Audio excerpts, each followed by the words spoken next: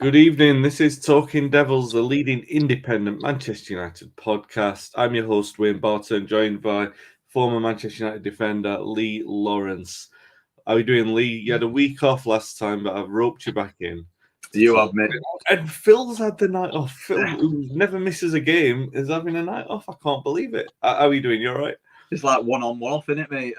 Yeah, I was gutted last week. I actually wanted. I was looking forward to doing the podcast. I'd done all the research and everything that week. Unfortunately, my lad had a bit of a scare up at gymnastics. He does gymnastics for England, and he had a bit of a it weren't too bad in the end. But I got a call 10 minutes before the podcast to go and pick him up, so I was a bit gutted about that. So I'm glad to be on. Obviously, sad to miss Phil. I like it when we're both on because we both normally tend to agree and have the same ideas. But we'll see how it goes. Yeah. All right. Well, I don't want to waste your notes, Lee. So, how do you think the game against Arsenal is going to go? How it went? Sorry, did you say? No. You prepared your notes for how the Arsenal game is going to go. So, how do you reckon now? How do you reckon the Arsenal game is going to go on Sunday? Arsenal game on Sunday. Yeah. Well, you've prepared for last week. Oh, I'm thinking we're not playing Arsenal this Sunday. No, well, I'm not wasting your preparation. No. It was to be honest, mate. It was. I said at the game before that when we're playing the big teams, you know, the top teams, I weren't too concerned about well, obviously I wanted to get a result, but I was more concerned about being competitive. You remember me saying that, and I think that's what Eric Ten Hag had brought. And my main. What I want at the moment is when we're facing these teams, which we were getting a drumming off in the last couple of years, it's to be in the game and to keep the game competitive. And the game for me, it was a fantastic watch. It reminded me back in the early 2000s when United used to play Arsenal. You know, they attacked, we attacked. I think the result was probably the right result. I think Arsenal was slightly better than us.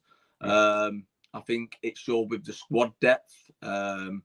But what we've got to remember, and I'm sure everyone's thinking the same, it's been all over Twitter, and I tend to agree with it. Arteta's in his rebuild is 3 years long. Is it 3 to 4 years long now? Where Eric Ten Hag is 6 months in.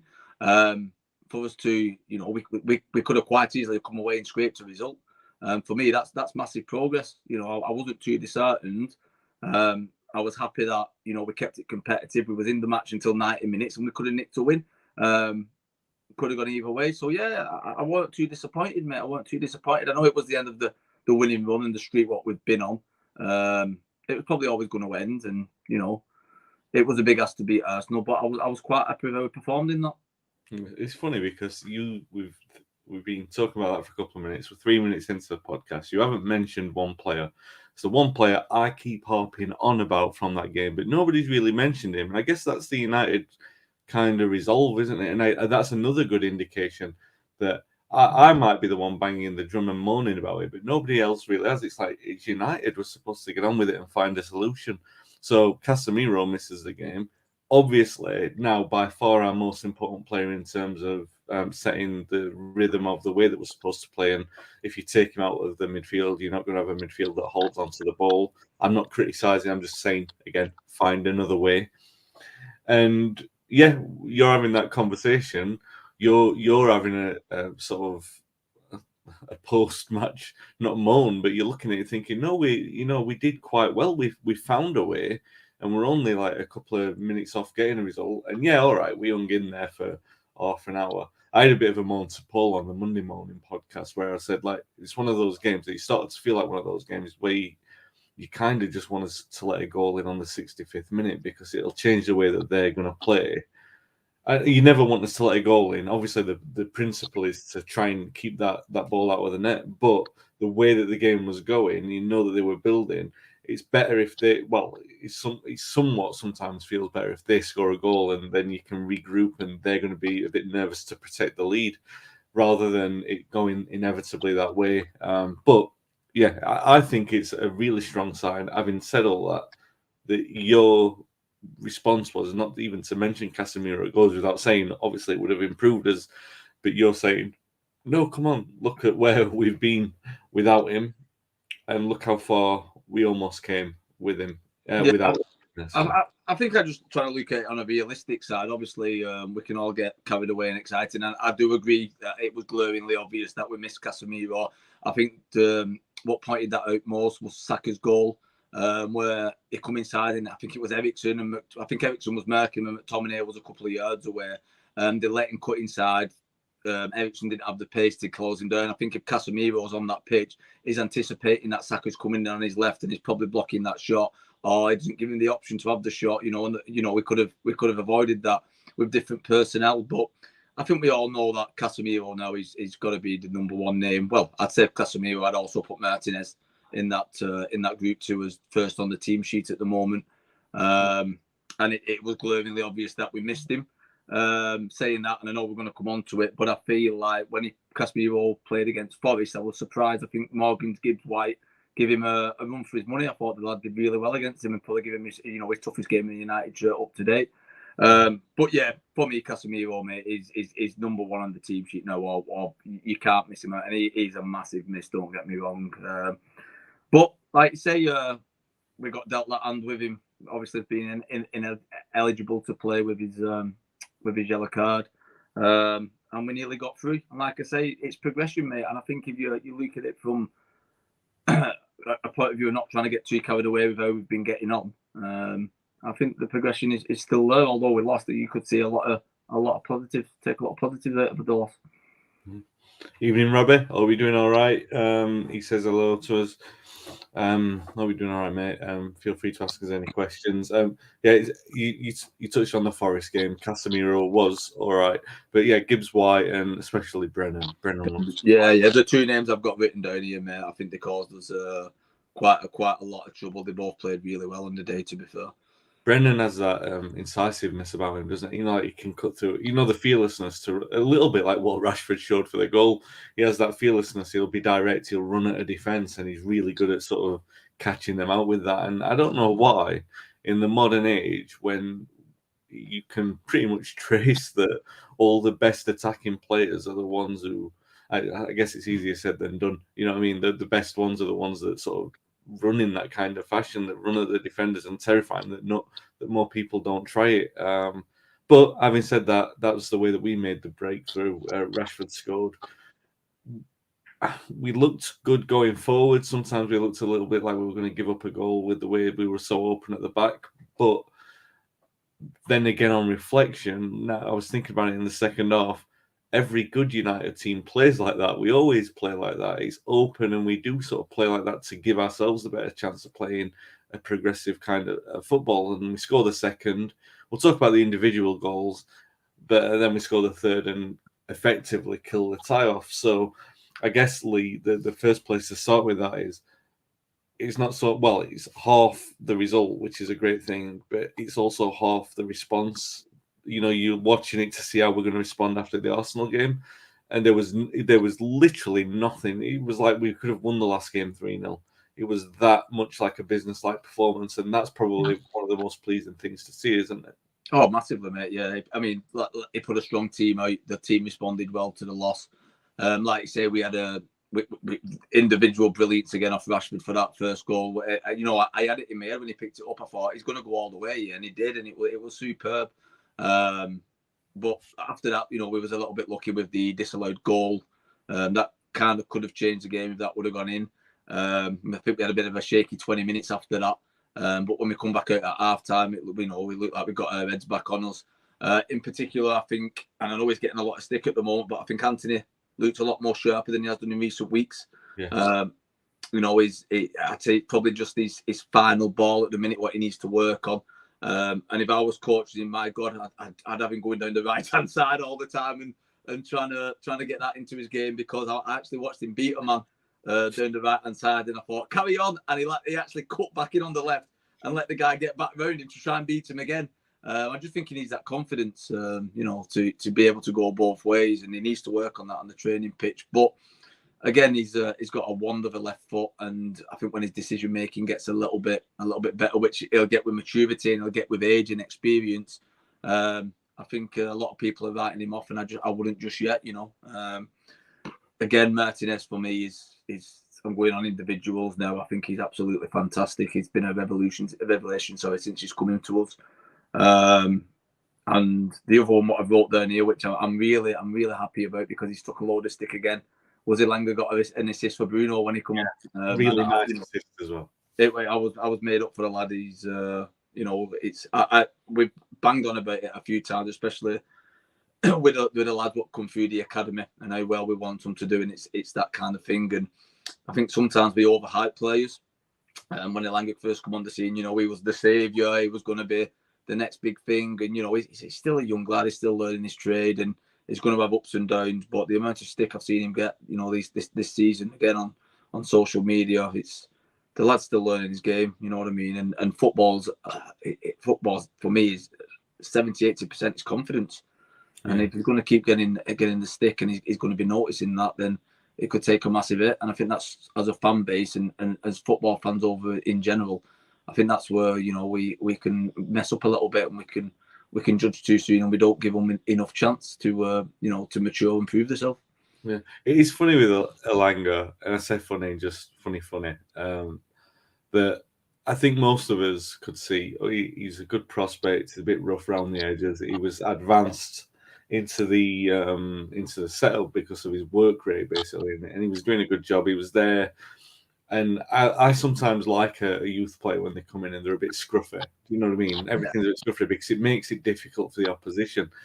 And I just wonder if people are looking at this trend and they're looking at Brandon Williams, Marcus Rashford, Elanga, and then looking at Garnacho and thinking, next season is probably going to, regardless of how well he does, because it's not going to be as well as he's done in the breakthrough, that kind of path's already there for him, that people might be a little bit, when you can forecast it, when you know it's going to happen, then maybe it's going to help a few of the sort of people like us who talk about it, or hopefully other people are going to look at it and say, do you know what? Yeah, we'll cut him a bit of slack, actually. But maybe it's just the nature of modern football, because like you said, I don't know what people were expecting from Elanga that's left him open to this kind of criticism. We've got some great attacking players. Like, he's not better than Rashford, but he's a good sort of stand-in. He's obviously going to play against Reading, and he's going to play against Forest as well, you would have thought.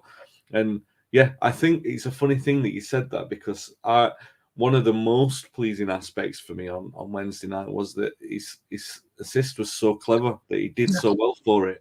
And like, more than celebrating Fernandez's goal, well, momentarily after thinking, oh God, that changes the complexity of next Wednesday so much, then the second thing was, look how well he did. Look how well he did to make sure that was the case. So I was made up for him. One note on Forest. First of all, I agree with you about the offside. I think that was a bit harsh on them. Well, it was offside, but it's so against the nature of the game for offsides to be given like that. It's a thumbnail it's not offside. He's not getting an advantage for that. But Forest's paying United's gain, and we got that second goal on the off-time stroke that really killed it. Scored by Vegost on the rebound. Even he, after a couple of games, getting a bit of criticism. What does he bring to United's play? I thought he was all right against Arsenal. I thought, all right, he wasn't adding much in the attacking areas, but he was sort of putting a shift in. And so that first goal can do a lot for a striker's confidence. So I'll pleased be for him to get on the score sheet. Man, I like him. Honestly, he does what he says on the tin. You know what I mean? We bought something different. We got on loan, should I say, something a little bit different than the rest of the forward players. What we've got, he's not got the pace and he may not have the skill, but his work rate is, for me, he's absolutely exceptional. And the work he's doing off the ball. I'm presuming that people aren't seeing this because, like I say, he's getting a bit of stick. But the work, what he's putting in off the ball, and the spaces he's creating for, probably more, let's say, more adventurous players, or more skillful players, quicker players, it's second to none. What I'm watching, he's doing a lot of work for the team, which is helping the team out. I think his hold-up play is brilliant. I mean, I'm comparing him now to Martial. Every time that ball got put to Martial in the last few games he's played, I was worried that he was going to hold the ball up or give it away. you know, with Weghorst, he's going to keep possession. 9 times out of 10, he's keeping possession. He's going to bring players in and he's going to spin off and he's going to work hard. I think he's a decent signing. I don't think he's the answer by any stretch of the imagination. I still feel like we said a couple of weeks ago that we need a world-class number 9, and I wouldn't class him as a world-class number 9, but I think as a fill-in, possibly till the end of the season, with Sancho coming back too, so there's another forward player, but hopefully he'll hit the ground running. It just gives us that other option and that other dimension what with the other forward players we haven't got. I'm quite happy with how he's doing, and like I say, he's got that first goal now. And I'd say the only other thing I would mention, I think we as a club, and we've had the same forward play as in a stereotypical play of what United are. It's quick, good on the ball, skillful. And that's the way we've been used to playing. We've not been used to putting crosses in for a big, tall number 9 or hitting long balls and running off him. So we've got to play to his strengths too when we're playing, and I think it'll be a bit of both. He's got to get used to the way United play. United have got to get used to having a centre forward, which is a bit not what we're used to. And I think it'll be a useful addition, mate. So I'm happy with how he's performed up tonight. Yeah, Dave said that on Sunday night, and Paul said it on Monday morning. Said he plays to his strengths, get crosses in, and everyone in the comments that we were getting, oh, you want to lump it up to the big man? And no, but you said exactly the same thing. And I completely, that's the point of having a player in the team. You're supposed to play. That player plays to the team strength, then you play to the player's strength. We're not saying play like Wimbledon used to. Yeah, exactly. We're just saying it gives us another attacking dimension and an aerial threat, which we've not really had for a number of years, which for me is only a good thing. We don't have to play, but say, for example, if he gets benched and we need a goal and there's 20 minutes to go, I'd much rather have a 6'7" British striker on who knows his way to goal than it gives us something. If something's not working, we can change our way of playing and maybe make it work in the game instead of bringing a player on, which is just like a like for likes, and nothing different happening. So I think it's useful. I hope. And even though I think we're probably in the last 6 months of this as well with Martial, the Martial experiment, that because he's not a cast iron starter Weghorst, that we've seen him get the Mardis on before when we signed a striker. To put it in a colloquial way, he kind of throws his toys out of the pram. So Weghorst isn't the kind of player who's going to say this is definitely my spot. Martial's still got a chance in there, so let's hope that it inspires that form. You mentioned Sancho earlier, and Robbie's mentioned him in the comments. He said it will be great to see Sancho back in the right frame of mind. Could be like a new signing for us. Ten Hag must be happy with what he's seeing, so I wouldn't be surprised to see him tomorrow. Ten Hag's comments certainly seem to suggest that he might get some game time, and you look at him in the pictures in training that he's lost a bit of timber. And he looks quite happy. But I mean, their pictures, obviously, everyone's going to look happy in training. They're not going to walk around with a sulk on. So, some do, but Sancho doesn't strike you like that. If not tomorrow, maybe Wednesday. There's no secret with Ten Hag that he's not rushed players back in at the start of the season when they hadn't had a good sort of pre-season. He wasn't rushing players into the team. And I don't suppose that he's in any mad rush to do that because we do have options in the wide areas. But I just wonder with Sancho, we're talking about the number 9 role, and I sort of mentioned this the other day on another podcast I was on. He's not a traditional number 9, but then again, if you take Weghorst out, nobody is in that front line, and you are going to need someone there. And I guess one solution is that if you have Sancho, let's say he's playing a false 9, then you've got the potential for him to play alongside Rashford and Antony, and they can switch positions, and Sancho can move into those positions. Do you know what I mean? It's not a bad option to have. And I suppose Reading at home, you would expect United to have some comfort in that. Forest certainly now, given the circumstances. Do you expect that we'll see Sancho get a little bit of time over the next week? Yeah, I don't think he's going to be a starter, mate. I don't think they'll rush him in.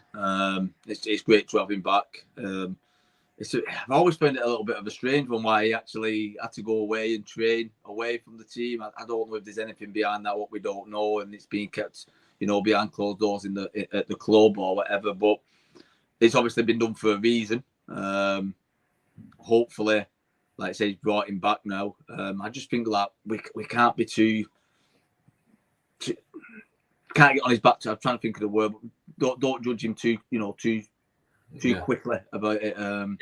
He's going to need a bit of time to settle back in, and probably, when was the last time he's played competitive football properly, especially in the Premier League? You know what I mean? So it's probably going to take a little bit of time to bed in. They'll probably give him, like they do with Fred, if we're comfortable in a game, give him 20 minutes. Or if we need to change the dynamic of the game again, they might chuck him in, but I can't see him starting. But like your man just said, hopefully, if he hits the ground running and what Ten Hag's done with him, if it works, which it seems that the majority of things at the minute Ten Hag's done, it has worked for the team, then it could be like he said, getting a new signing and another forward player, which is always a blessing.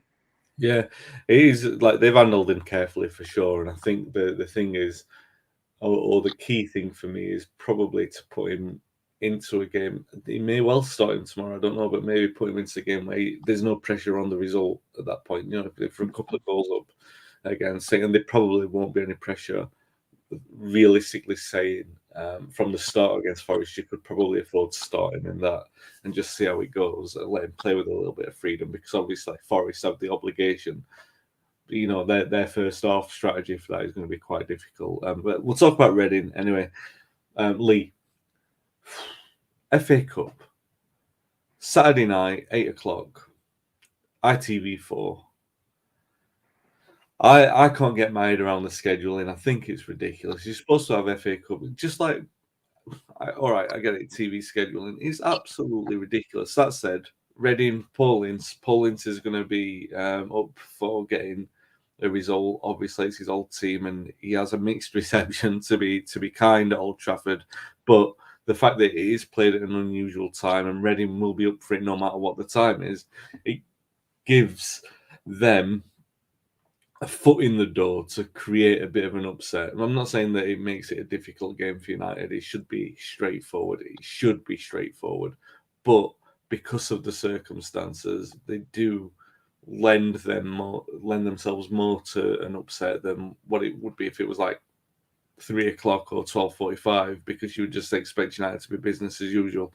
Very different to be playing a Saturday at 8:00. What do you make of all that? And do you still expect it to be comfortable for United anyway?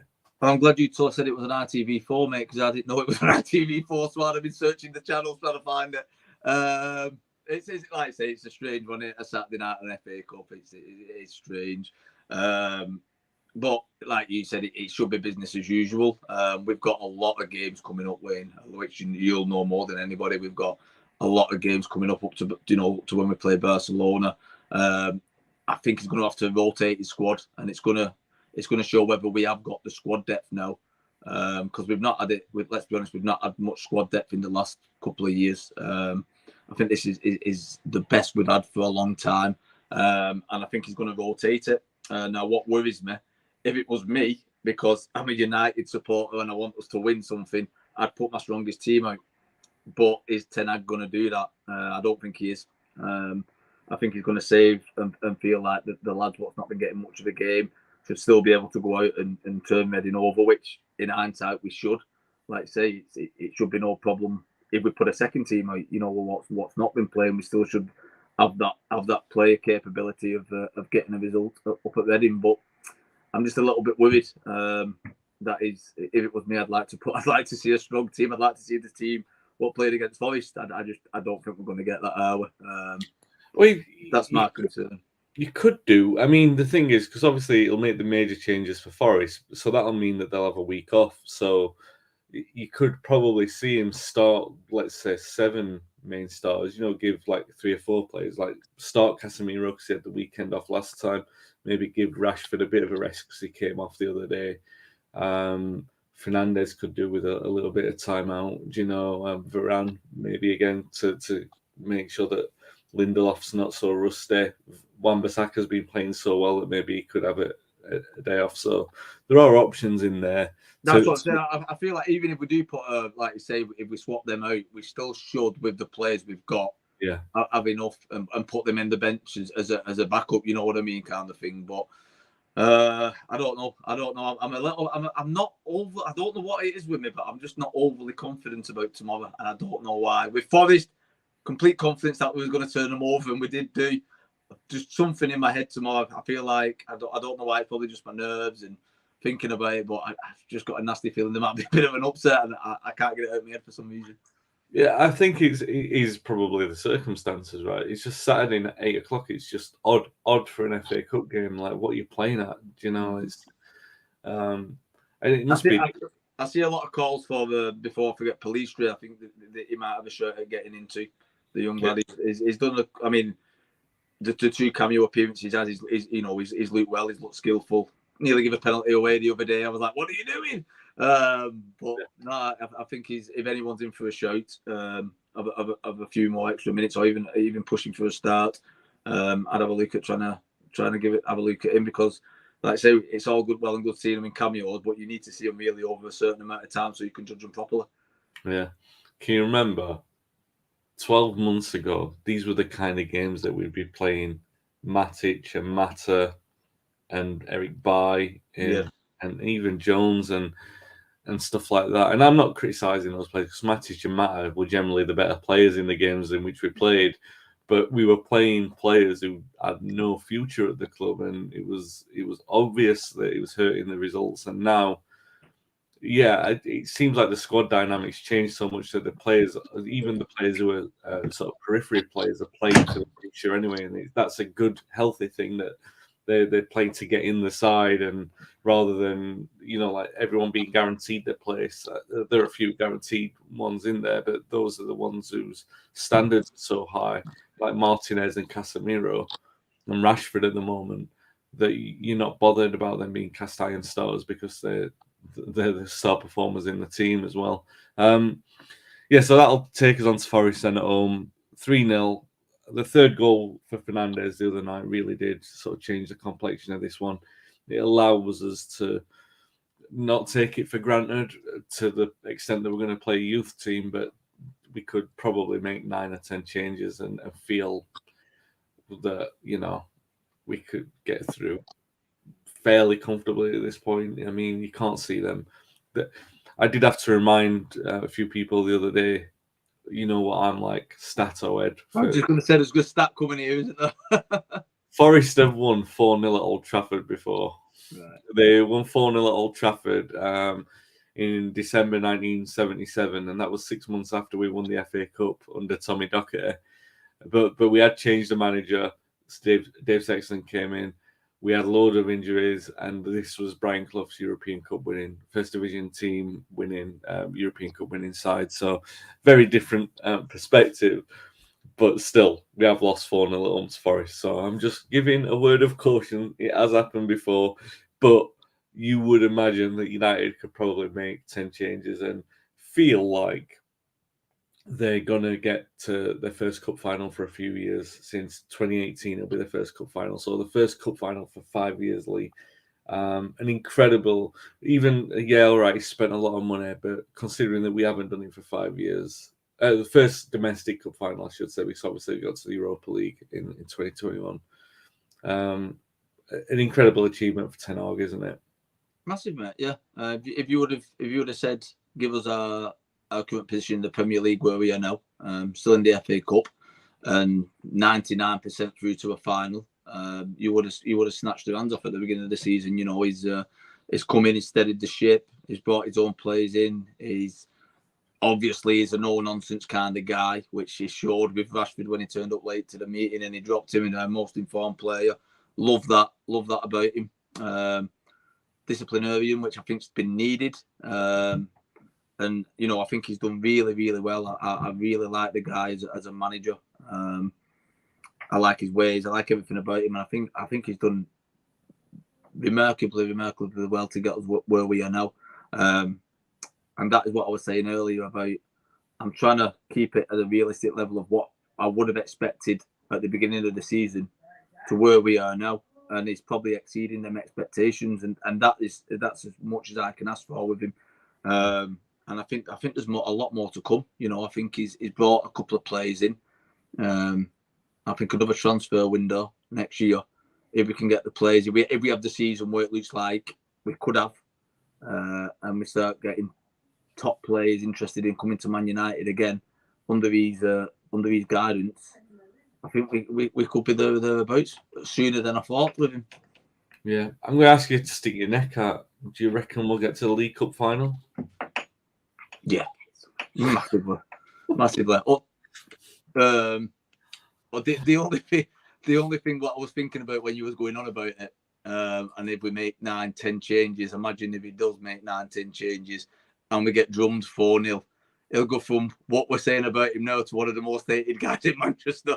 So it's one of them. In it, I'd still put a strong team out. I'm not saying put the same team out we started. We started the first leg with, because it's not needed. But I think he's still got to guarantee us that we get through. Like you say, stranger things in football have happened and can happen, mate. So it's better for me. It would be belts and braces, and if we put a decent team out and there's an hour gone and we're still 3-0 up, or we've got a score draw, then let's give the young lads half an hour break and put the young lads on and see what they can do. But I want to get to a final, mate. So yeah. Well, I think if by the time we're here next weekend, we will be talking about United in the League Cup final. I'm pretty sure of that. But we will be back to talk about it either way. If you've been watching live on YouTube or Facebook, feel free to give us a like and subscribe. Really appreciate that and all the support. Thanks for the comments from Robbie tonight. And if you're watching the replay, leave a comment because we do reply on the comments as well. If you're listening back on the audio podcast, be sure to subscribe and leave a review on the platform you're listening on. Well, we have a great weekend, guys. Enjoy United at midnight tomorrow, whatever it is. If we qualify for the next round, I'm pretty sure we'll be Villa away at Sunday 1 a.m. or Thursday 1 a.m. or whatever nonsense schedule they'll put us on. But I've got every confidence, a little bit more than Lee actually, that the next couple of games will be quite routine. But maybe that's just because Ten Hag's drummed this careless optimism into me.